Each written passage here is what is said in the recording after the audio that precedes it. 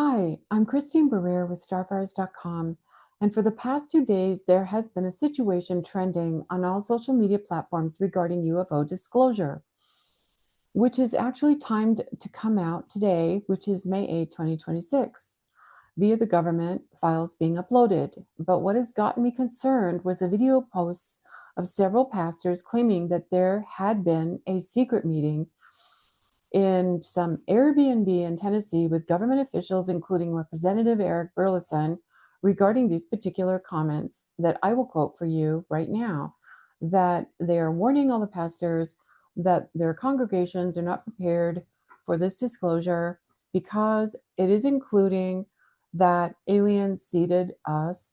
The Bible is not real. Jesus was made up by them, and a bunch of other stuff, some technology that could potentially be revealed, reverse engineered, and all of that.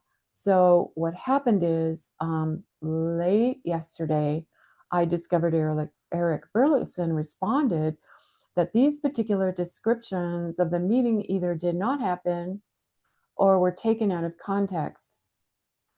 I couldn't find any video with him actually saying that, but it was what was clarified in some influencers that were mentioning it. So that is a good thing. But nevertheless, one pastor apologized for putting his own spin on it.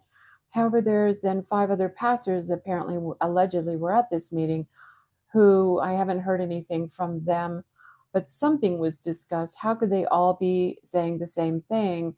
I've searched different pastors and they all pretty much reiterated that this is what was said. So who knows what's going on with this whole entire comment. It was disturbing to me to hear this. And I'm only sharing this with you for one reason. I don't believe it, what they're saying, and I couldn't believe what I was hearing. And I really care about the truth coming out. I don't really care about disclosure. It doesn't threaten me or worry me in any way, even if any of this was true. It doesn't faze me. It's the irresponsibility of the narrative which has been building on the internet regarding these ETs, Anunnaki, Nephilim research, the history and all of that, and who appeared at a particular time in history were like gods and seeded all of humanity. There is an entire story about this, which is derived from Sumerian cuneiform tablets. I'm going to put a link in below if you're interested in any of this or if it's new to you. But this narrative and the comments repeated from this pastor meeting regarding Jesus and the Bible really got to me, and I just couldn't not say anything about this any longer. It's been building up inside of me, I suppose, since this subject began to get very popular on the internet in the past 10 years or so. I have a quick discussion with a friend of mine, a video we made May 6th in the evening that I would like to share with you, and who happens to have much information on many esoteric subjects. He's really quite talented with recalling and drawing on certain sources of information, of facts. And we discussed this new event which just happened, he and I. I want to share that with you.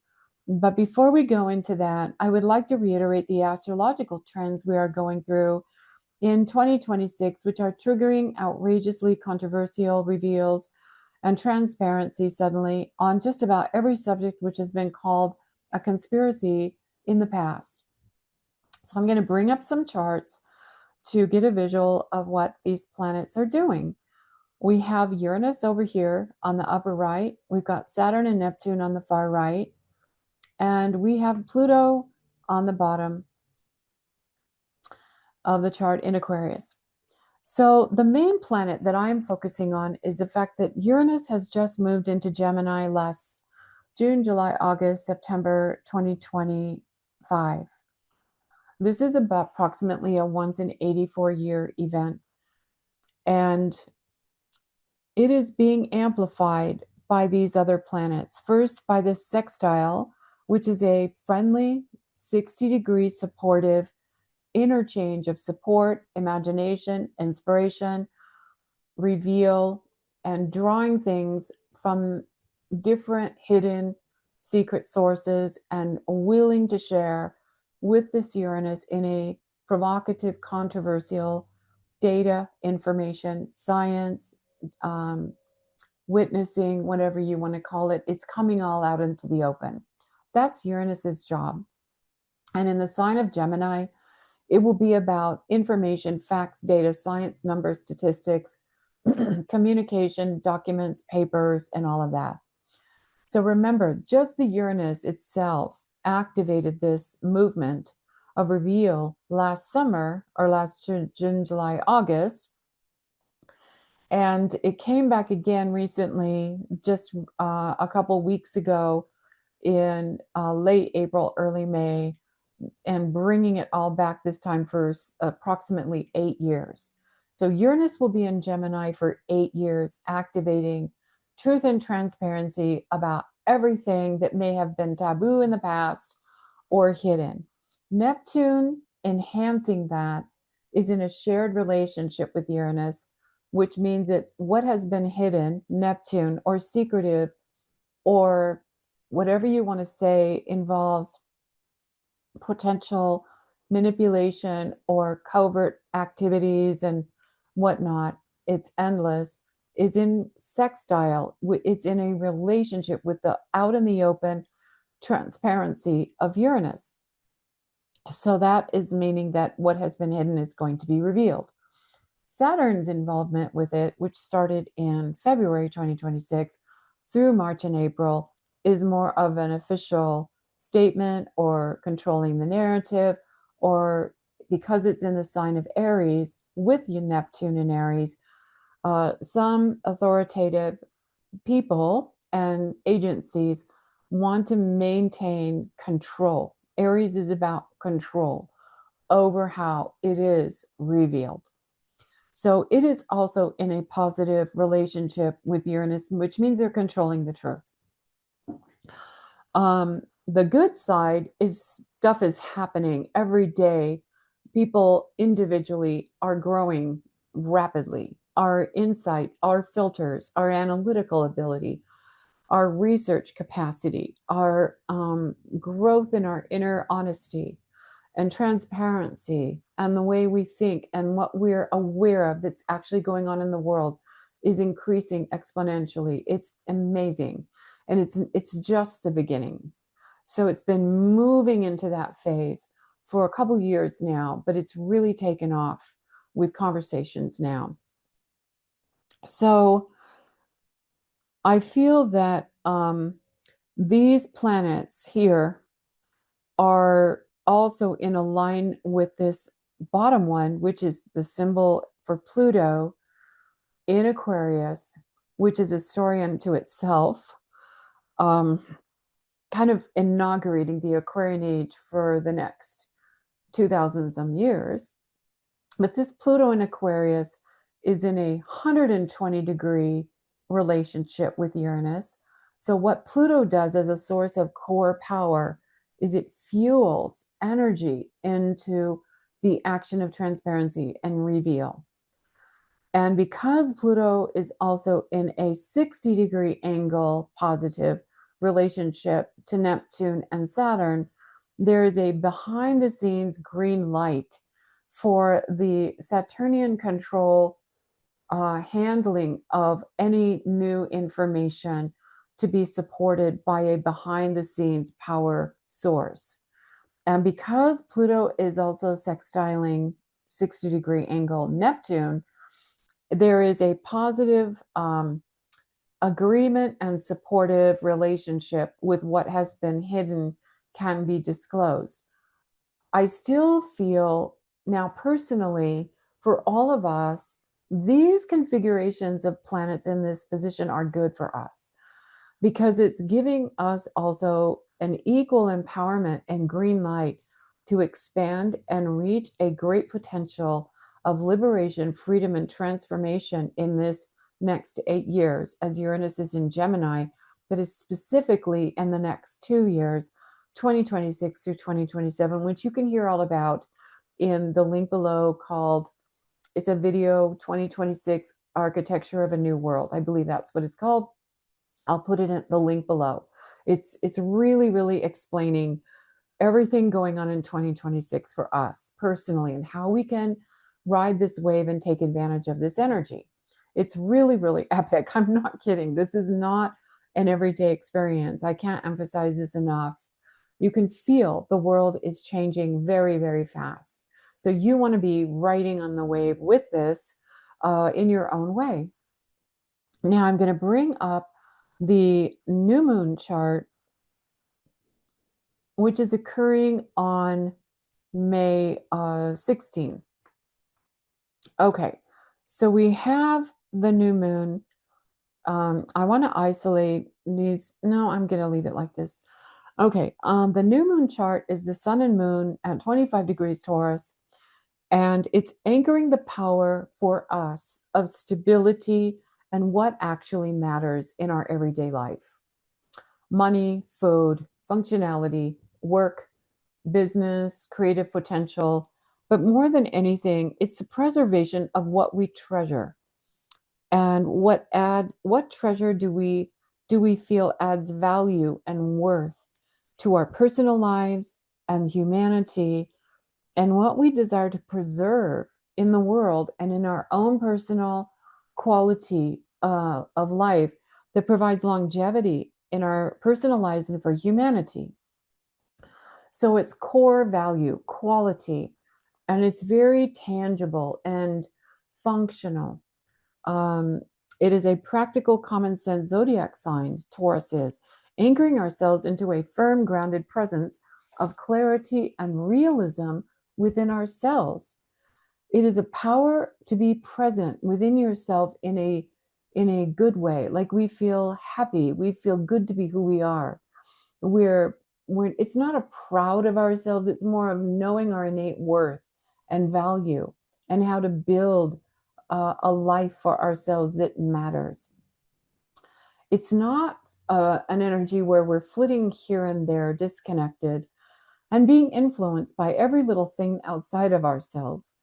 Being firm in one's body, anchored, this is the theme of Taurus new moon, May 16 it begins.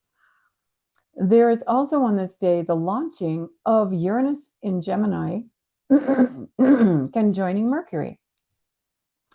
Okay, this is happening at the same time. So we already spoke about this power of the revelatory, provocative, revolutionary Uranus in Gemini a few minutes ago, but now it's pairing up with Mercury that deals with communication and brain, mental ideas, and insight and learning something new.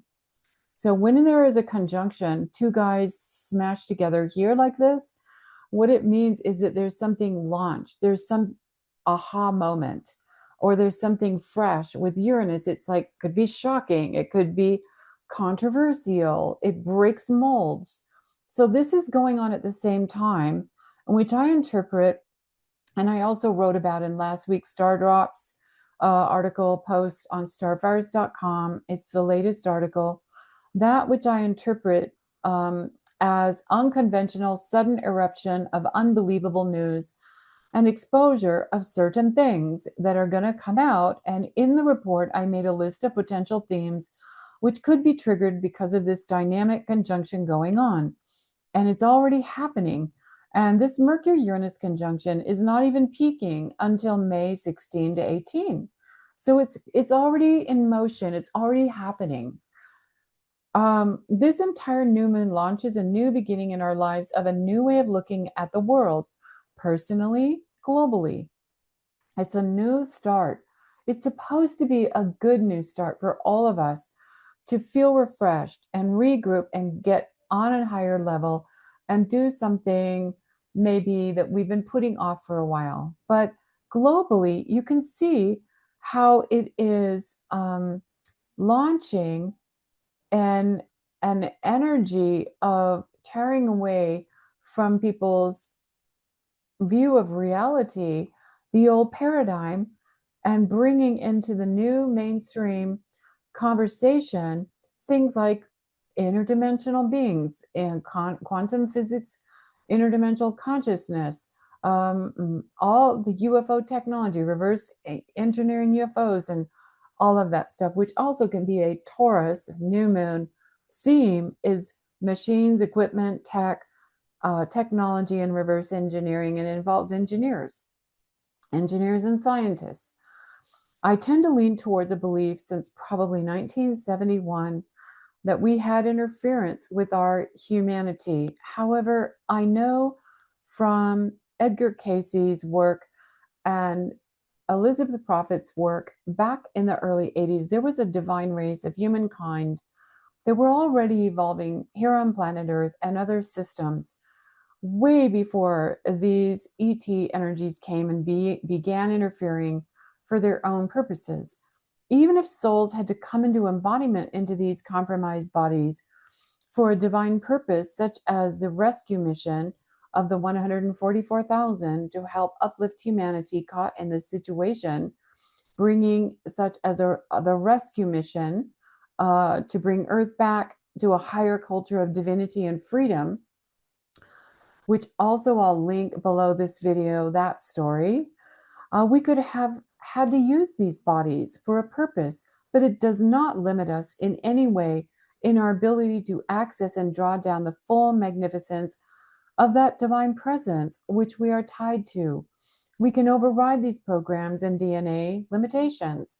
So my point is, please do not take to heart what is coming out during these disclosures, especially as it pertains to discrediting the Bible and other sacred scriptures, the life of the Avatar, Jesus Christ, or any other sacredness and communion you experience with these holy subjects. As I can witness, they are very, very real. I found this release from these pastors derailing, and most likely this entire disclosure and what I assume will be in these files and everything else which has suddenly come out of this subject from government officials and others is derailing, such as finally opening up, disclosing how many races of aliens there are on Earth and what they have been doing with genetically hybriding human aliens. It's all coming out. As you will hear in the discussion following, and with my friend in the video I'll play for you in a minute, we've known about this since the early 80s, and that is one of the main reasons I try to include positive affirmations in my posts on starfires.com for you, in order to counter the manipulative suggestions which tend to take us down. From either exposure to negative stories and even negative astral influences we could be bombarded with on a daily basis. These negatives sometimes can alter our moods, our self-image, our sense of hope, deflate our inner power to overcome, engage and feel hope and positive energy for our lives, engage our will and determination to get up every day and be creative and feel our best, deal with tasks we have before us each day. They are not always natural moods, but manipulated from outside sources. Living on Earth at this time is a challenge. It was not supposed to be this way, but I see it as a transition. We cannot abandon our divine human source and what it means to be in this Aquarian age transition into freedom and liberation and alchemy. I've been aware of this phenomenon for decades. Some energies also are called floating grids and force fields, which roam randomly over towns and cities and over homes up in the atmosphere. Some are psychotronic energies. You name it. There's so many bizarre technologies now that we could be energetically battling with that we don't really even know what is wrong with us or what kind of mood we're in. Some are interdimensional. Some are entities influencing people. There's lots of information on these subjects. Do I walk around paranoid thinking about this all day? Actually, not at all. If I feel off, I question where is it coming from. On my good days, I know who I am. I feel normal. I feel myself. We all know what it means to know you're in a good space. You feel yourself. On off days, something is interfering with me, and I get out my affirmations and start repeating them out loud to re-anchor me in a divine flow of from source of light. Sometimes I need to use some powerful decrees. I can write actual physical handwritten letters to Jesus, Archangel Michael, and to my divine presence. This is incredibly helpful, and I've been using this technique for years. Sign my name at the bottom of the letter and burn it in the flame. Does it work? I attest to this process every single time. I pour my heart onto the letter and reveal my problems, my concerns, issues, or whatever has been burdening me. And I can feel the action of this process relieving me of the negative energy. And not only that, many times I'm shown in my mind's eye who or what or where it is coming from and how to handle it. Not always, but it has happened when appropriate. Am I restored, or does my situation become resolved after this process? Mostly yes. I have to admit, I'm very sensitive and I can tell when something isn't working or I don't feel any action from something and I just don't go back to it anymore, because what is the point? I only use things that I have had proven in my own life works. If the action doesn't happen right away, it might take me on a journey of how to restore my equilibrium, what actions I must take in order to get my life back to its functioning normal. I had no intention of going into this much reveal in this video, but as I woke up this morning and just started writing the notes of what I wanted to say to you, I realized that maybe I have to reveal some of these things to you to understand where I'm coming from. I've been pondering this subject that we're talking about right now since I was really small. And I only desired to help correct the recent narrative which has come out and will only get more saturated on the internet in the future. Please use your filters. There is a God. There is a divine master, Jesus the Christ, who came to liberate humanity from the entanglements from these fallen ones and the world of illusion, realigning every human being back to their divine source. The Bible is a very good guide for our historical and spiritual edification. So please do not believe what any official narrative is saying about questioning your divine creation from that pure source, whether you call it God, something, or something else. I've never seen myself as a simply genetic creation of the Anunnaki or the Nephilim watchers or fallen ones ever.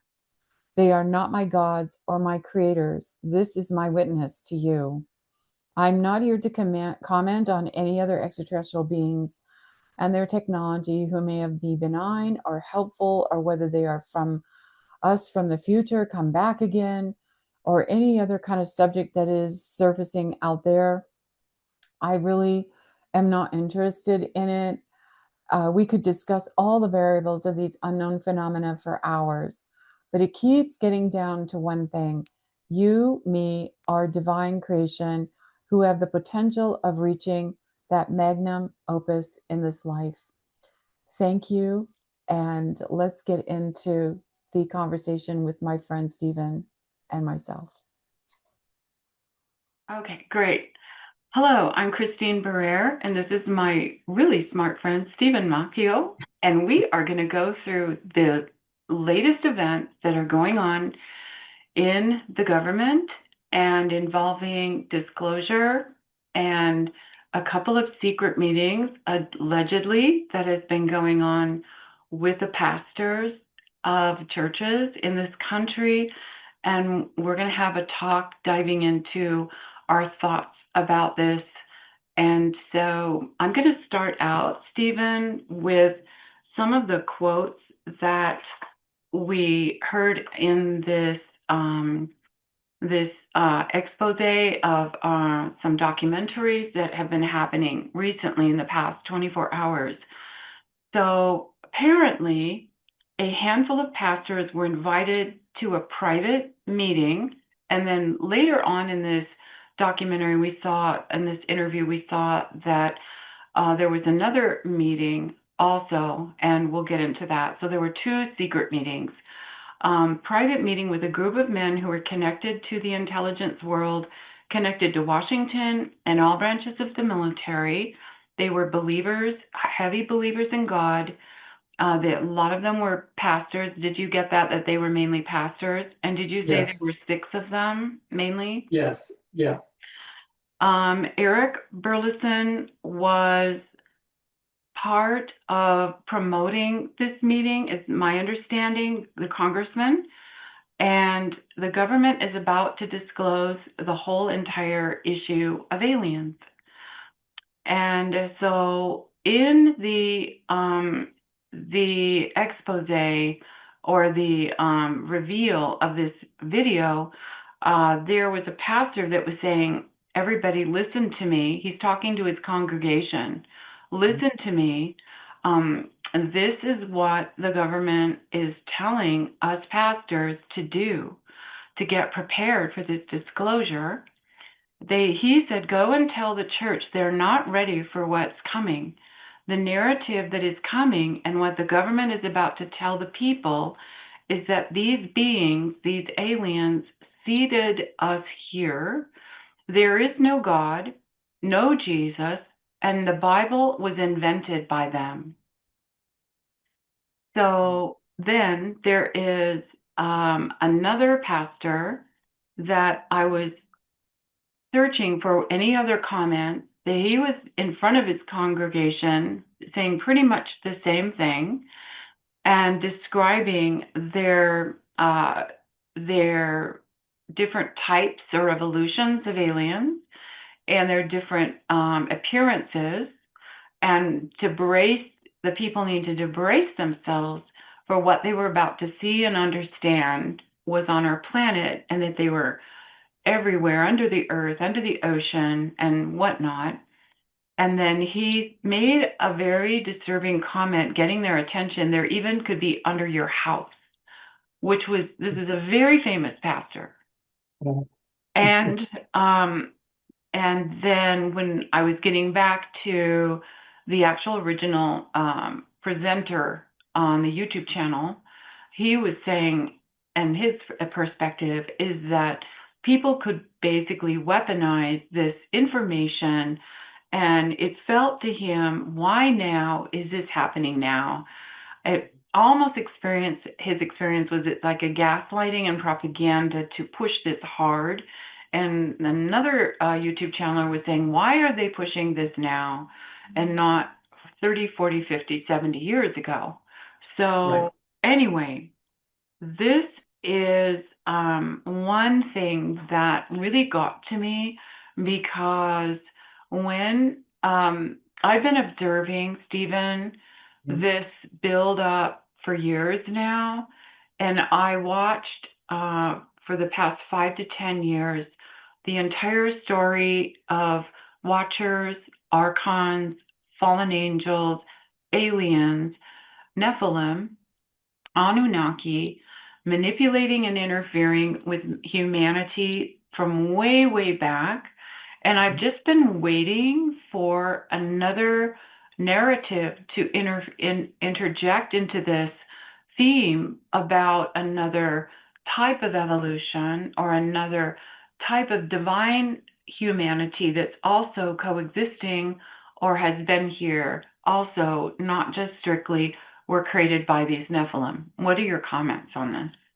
Right. It's a lot of information, and I'll just throw in there that representative in the House, Paulina Luna, also talked about this because she's on a House committee that has to do with declassifying information from various agencies of the government. This one is coming from the Secretary of War Hegseth under the military. And she said, yes, I've seen these things.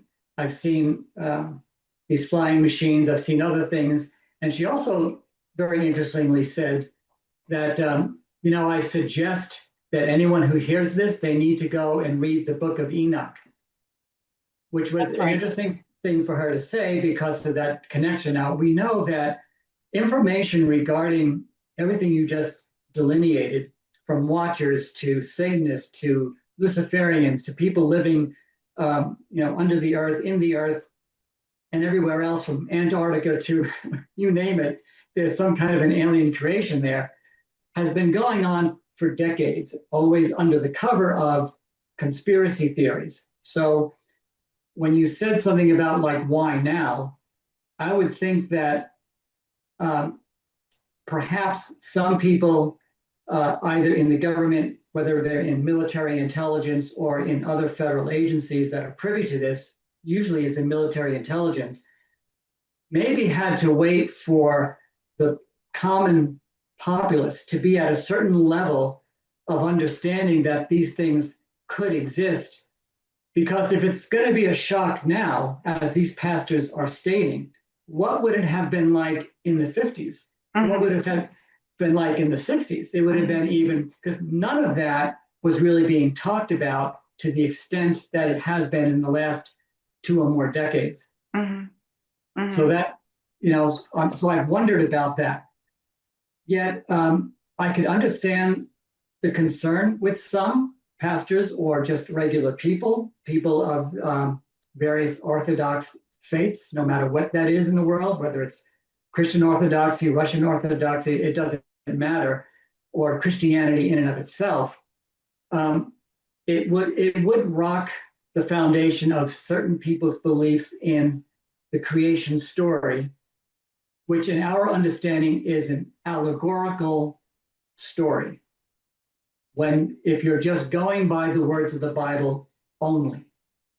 Once the individual starts to expand outside of the biblical narrative and goes to Hinduism and goes into philosophical teachings from, let's say, the Mahatma letters from Senate, the concept of spiritual evolution now comes into play. And the concept of Brahman beginning a spiritual evolution goes way back into antiquity before the idea of the involvement of aliens from other planets get involved with this planet. And it's the same story with the teachings from the Ascended Masters and the Great White Brotherhood, that if you go farther back in time, you go far enough, it always begins with the evolution of the soul, the need for the soul to descend into time and space in order to have experience in form. And what guides this soul is the Christ mind, it's known as, or the higher self, as we know, is another term. Or in Hinduism, it would be manas, mind. The manas putras are the ones who give mind to help the soul in this journey in the time-space continuum for its own evolutionary process. And then beyond the Christ self, you have the divine monad that is an emanation from, quote, God in the Christian sense, or from Brahman in the Hindu sense. And that is really the beginning of our identity. It comes out of the white fire core of God. That is so beautiful. You know what this reminds me of is an experience that I had with a conference in 1981 July, where Elizabeth Prophet was releasing one of the very first revelations on the cuneiform tablets of Sumerian Nephilim interference with humanity and landing on Earth. Back in 1981, we went through several hours of her going piece by piece, level by level, all of their antics and their activities and all of that. People left the chapel.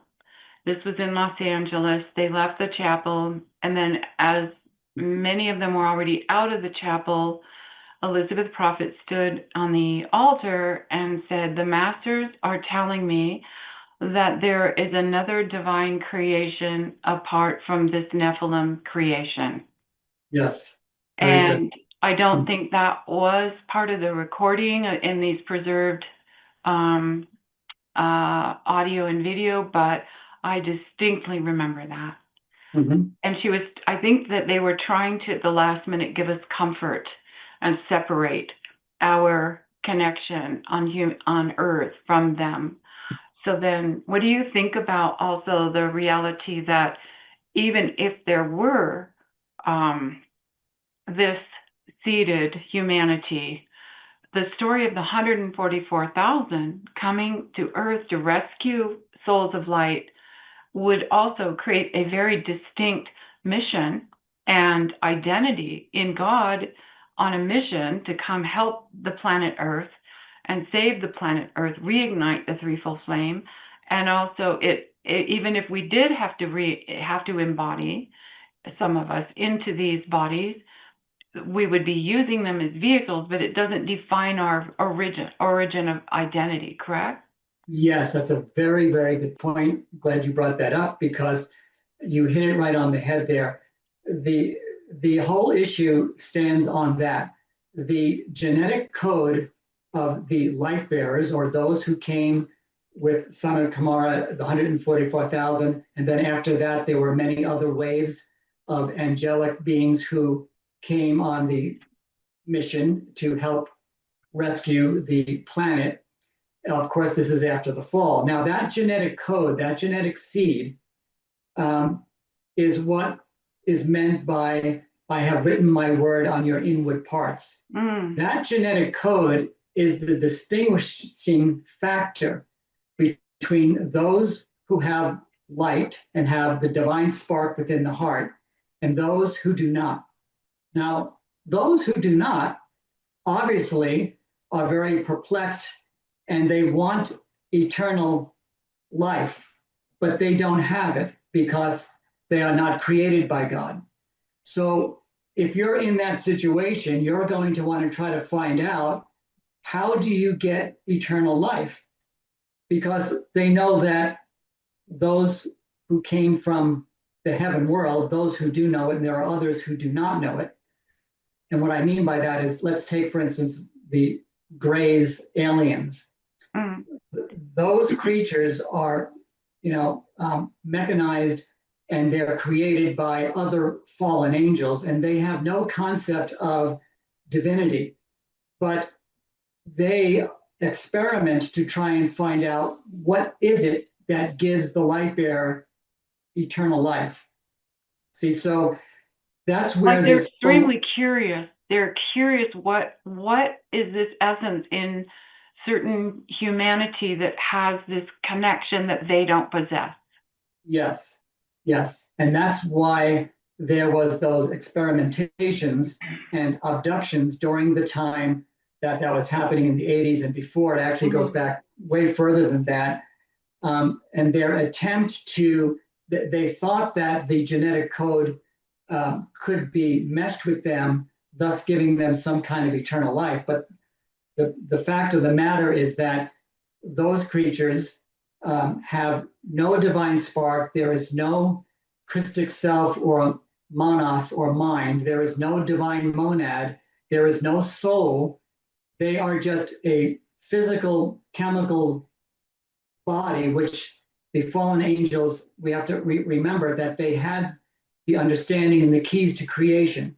And they were able to create life, whether in test tubes or in other various ways that we are not privy to today. And they were able to give these beings life.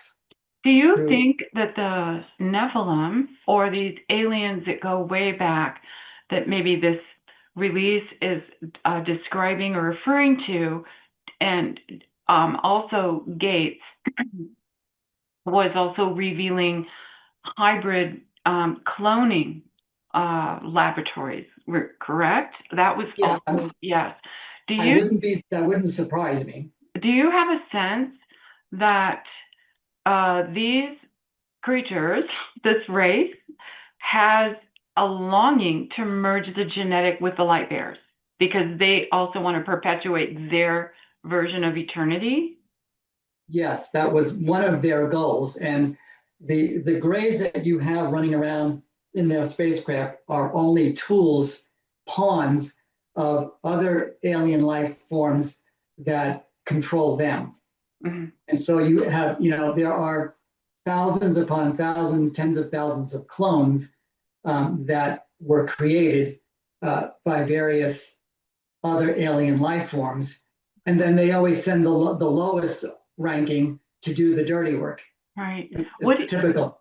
How do you feel the public could move forward if this is revealed, which what I was getting from these videos is it could be in any day now.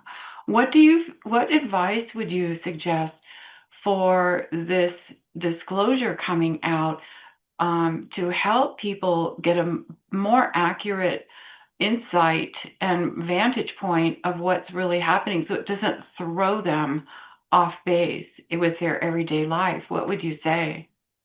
Well, that's a good question, because it would depend on the individual's background. If the individual has been all their life following the Christian narrative that the one God created everything, and therefore they may think that, well, wouldn't he have created this alien life, and aren't they of God? Now, that is going to be a difficult decision for those individuals to make. They would have to contemplate the whole concept of the fall that is depicted in Revelation. And so you see, this is where the problem lies, I think, Christine, is that you have spiritual evolution on one hand, and on our planet, you had spiritual evolution going along, and then there was a fall and an interference with what would have been a normal spiritual evolutionary process taking place. So the Christian, or anyone, it's not only the Christian, because the concept of the fall is throughout all of the major religions. You can't get away from an interference, right? So these people, I would think, would have to now determine, why was there a fall, and why did the fall start in heaven? What was the problem in heaven that there was a rebellion where a set of angels had to be cast out and forced to re-embody on the planet? Good point. Okay, so once they get there, they'll have to determine, is it possible then for various levels of the angelic kingdom, archangels and above, did they have the power to create? Now, if they did, then we can see that, well, they used the light of God to create, and it was a miscreation, because there is only one essence. There is only one light, and that's the light of God. And you have two choices. You either misuse it or you use it correctly. But that doesn't mean that the very talented black magician, Satanist, fallen angel, Nephilim, whatever you want to name, do not have the keys to the unlocking of the ability to create life. Right. So, and then the whole theme, they may come out and saying the Bible is a myth, Jesus was a myth or made up by the aliens. To me, that is so manipulative and not true, because for thousands of years, people have had personal experiences with the Christ and with Jesus. And then we have other documented proof from Tibetan monasteries that he visited between, what was it, 13 to 33? Yes. Yeah. And it, not only in Tibet, but in India and even in Japan. And there is some amazing story that the Native American Indians on the northern east coast, was it the Iroquois, also witnessed a Christ, a Jesus that came and visited them. Same teaching, the same experience. So people are going to need to be reminding each other, I think, that there's some kind of distortion that is being put out. It may not be completely an agenda from people in the government, but what potentially could even be these extraterrestrials are transmitting to these individuals? I don't know. What do you think about that? Yeah, that's very possible. They could be transmitting that, but it's a known fact that whatever they transmute, they have no power when it comes to the individual who does any form of prayer, Right, whatever that is to that person, whether right, it's Hindu mantras, Buddhist mantras, decrees that we use, or right, even the prayer of will stop that and will block that because the angels will respond right. immediately to block their uh, attempt to alter the mind of individuals. Now, And when then, you go ahead. oh, and so I just remembered, and then make the comment, repeat what you told me about um, Mark Prophet Lanello. There would come a time and humanity would have to choose. Yes, yeah, he did say that. And I don't remember the context, but it was in some kind of a lecture, and he did say that there would come a time where humanity would have to choose between aliens and God. And And the Divine Mother. yeah, And yes, yeah, that is so important. So they were already could see this was coming. And yes, it almost reminded me of like inferred that this had already happened once before and we were going to be tested again. That I know I'm reading into that, but I'm wondering if this that's had very possible. happened on Atlantis and other ages where there had been a fall. So, Yeah, that's so very possible because the fall was already in play if you go back to Atlantis and if you go back to even the beginning of Lemuria. But I just want to come back for a moment to what you were saying about Jesus. Of course, Jesus has nothing to do with aliens, and Jesus is a historical figure, one of the greatest avatars ever to walk this planet and come on this rescue mission. But I just wanted to point out that Jesus himself was aware of these fallen angels in embodiment, as we read in the Gospel of John. I'm paraphrasing, but it's a very famous quote where he says, he's talking to the fallen ones, and he knows it because he was very privy with the book of Enoch and all of the manuscripts that predated him. And when he was in embodiment, he was genius when it came to understanding scriptures across the board, including anything from India. So my point is that the very famous quote is he said to them, "I am from above, ye are from beneath. My wow. father is God and your father is the devil." Well, who are you if your father is the devil? You see, he knows who they are. So Yeah, he's calling them out. So it would be ridiculous to say that Jesus is made up because he's one of the first ones in history, as far as a spiritual leader, to call out these fallen angels in embodiment. The other avatar that did this was the great Lord Ram in his great journey, the Ramayana, the journey of Ram. He also called out the deceptive fallen ones in embodiment in Sri Lanka, which his name was Ravana, and he was an Asura. The Asuras are the fallen angels in Hindu scripture. So you see, you cannot get away from avatars coming into embodiment and calling out the fallen ones and telling them and telling everyone else who they are.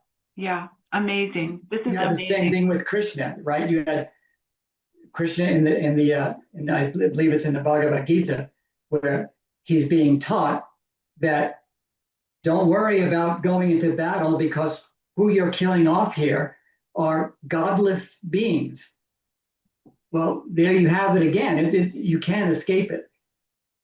It's fascinating. And then It the is comment that they made that Jesus in the Bible was invented by these aliens is ridiculous because preposterous. from studying a lot of with Paul Wallace and who used to be a pastor and I can't remember his Italian transcriber friend in Italy, his name Maria anyway, fascinating subject matter of going in and dissecting the cuneiform Sumerian text are Yes. literally word by word in the Old Testament.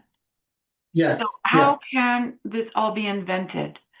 No, I don't think I Yeah, think that's, I don't think they have much to stand on to say that it's invented. There's yeah, too much documentation.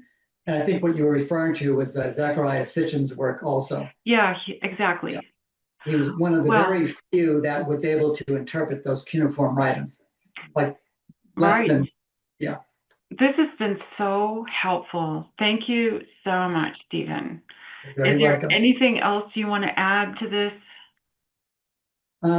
No, I would just say that we don't want to engage in any form of fear because these aliens, fallen angels, aliens, whatever they are, know who the light bearers are, and those who have the divine spark in the heart, they're very aware. And once you make the call to God, even if you say, God help me, is all you need to say with all the power and intensity of your being, they will flee from you because they don't want any part of the realms of the angels that immediately attack them and their spacecraft, and they are utterly destroyed on contact by the magnificence of the archangels that will protect you. So Thank you you. don't have to engage in any fear because they really have no power. Thank you so much. I'm You're just welcome. now getting a dozen other questions that I think people are going to want to ask about. But I think this is good for now. This is so, so helpful. And I really appreciate it. Thank you. You're welcome. Thank you. Okay.